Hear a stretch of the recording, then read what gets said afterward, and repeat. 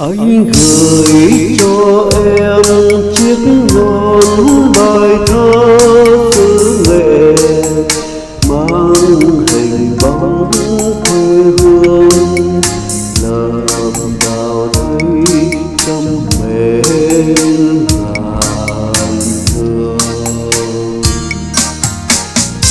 Nón bài thơ em đội nón bài thơ đi đón ngày hồi mới nước non ta lấy một dải vẹn tròn như chiếc nón bài thơ.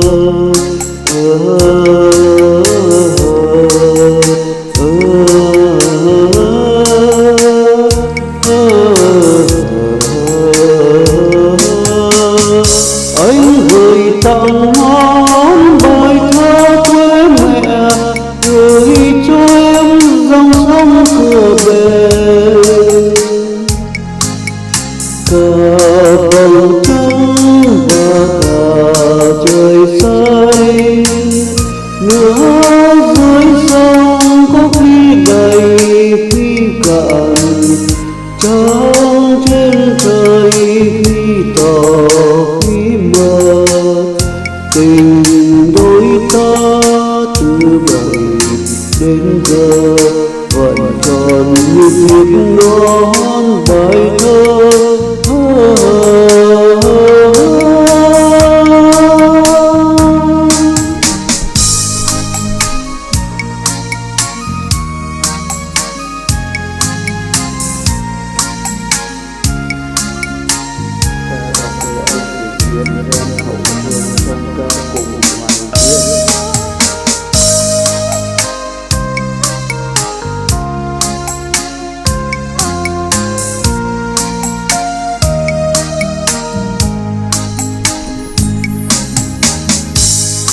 Anh gửi cho em chiếc nón bài thơ xứ nghệ mang hình bóng quê hương lợp vào đây trong mến ngàn thương.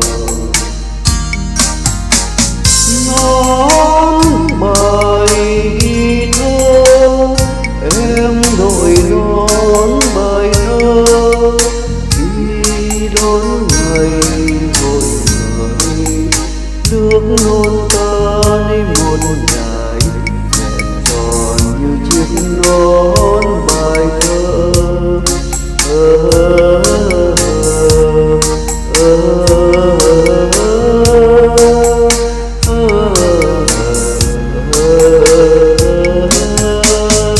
Anh gửi tặng nón bài thơ quê mẹ, gửi cho em dòng sông cửa bể.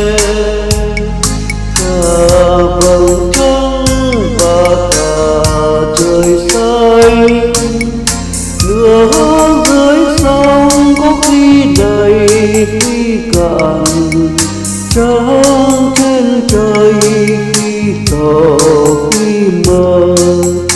Tình đôi ta từ bấy đến giờ vẫn tròn như chiếc nón, vẫn tròn như chiếc nón bài thơ.